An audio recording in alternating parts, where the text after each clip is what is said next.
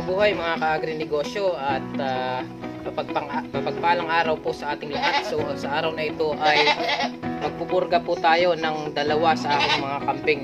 Isang 2 months old na doling at saka yung aking bulugang kambing na si Chopper.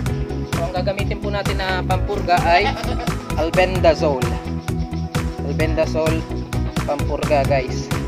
So may dosage dito, ang sabi dito ay pagka sa goats at saka sa sheep 0.5 ml per 10 kg na body weight.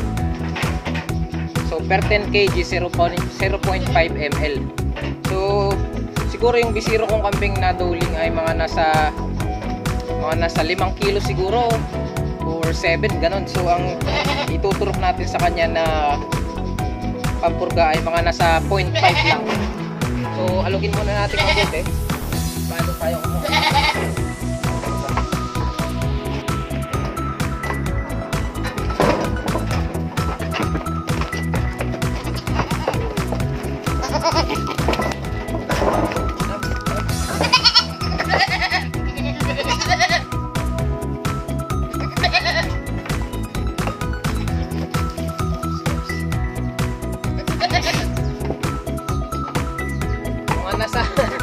Akala ko mga nasa 5 kilos lang to, guys. Mga nasa 10 kilos na pala to. Mga nasa 10 kilos.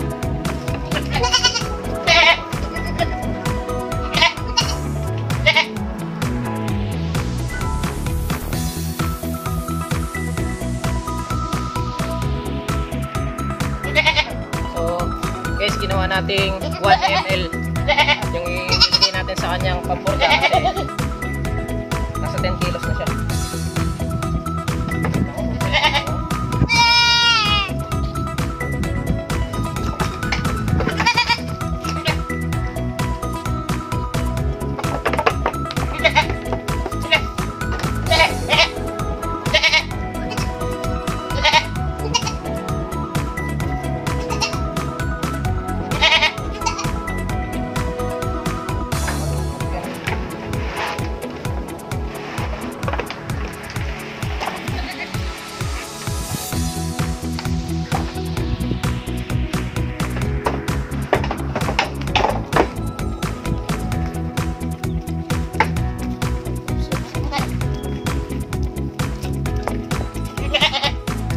So ito yung nanay niya, guys.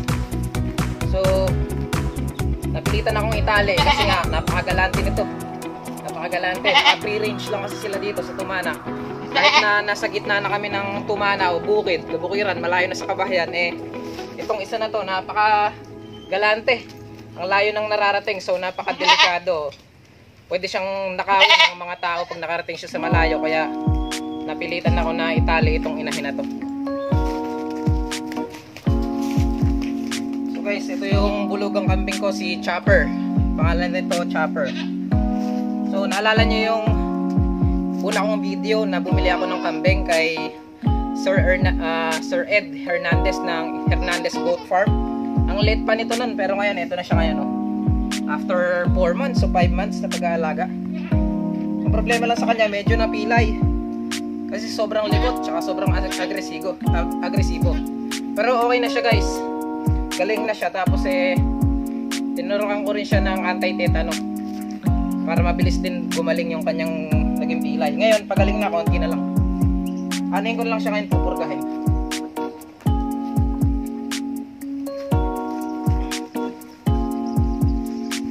Paano ko kaya pipigilan to? Ang lakas nito.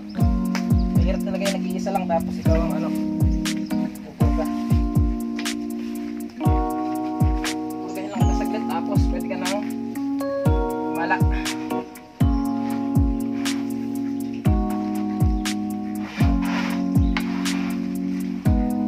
Mas maganda, guys, pagka magpupurga kayo, yung may kasama kayo, lalo na pagka ganitong malalaki. Malakas kasi yung mga ganito.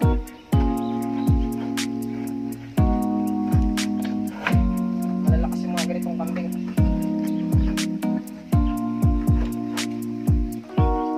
Tansya ko dito sa kambing na ito, ang kilo nito ay mas mahigit 35 kilos na.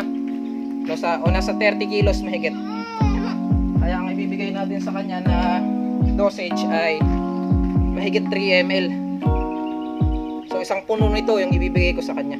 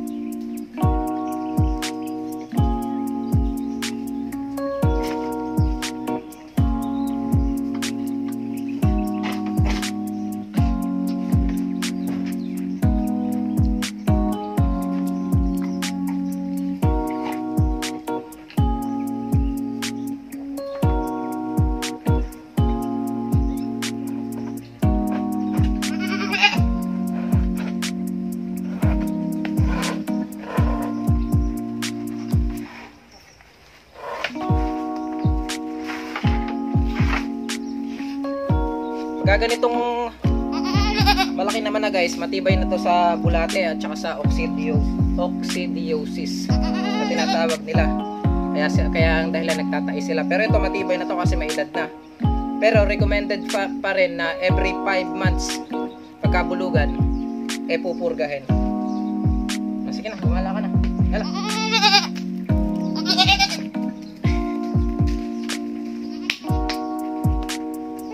Ito nga pala yung ginawa kong kulungan guys.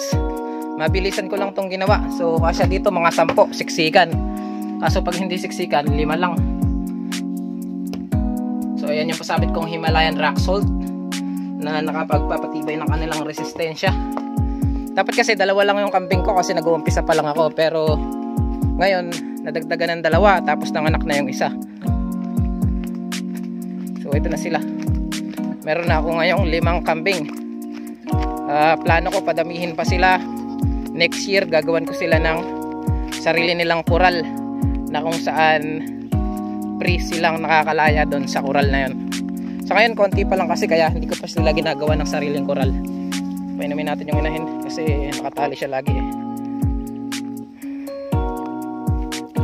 Yan yung dumalagang anak nito na buntis na din. Ayun, ang laki ng tiyan. Tapos yun din, yung may lahing bower na yun na kalbo na pinurga natin kanina ay anak din niya. So 2 buwan ng edad niya. Kaya pinurga natin kasi madami nang nakain na damo. So mahina po yung resistensya ng mga batang kambing sa oxidiosis. Tapos iyon naman yung kasama nung binili natin kay Sir Ed Hernandez na F3 bower. Kasama nitong si Chopper na F3 bower din, red bower F3. Napaka-agresibo ng bulugan ko na yan. So plano natin na padamihin yan. Ang plano ko mga 10 hanggang 15 na inahin pagdating ng mga susunod na taon, upang nang sa ganun mas madami yung supply natin ng produkto na kambing. Syempre makakaluwag-luwag na din tayo. Bukod sa ating mga iba pang pinagkakakitaan, kikita din tayo sa pag-aalaga ng mga kambing.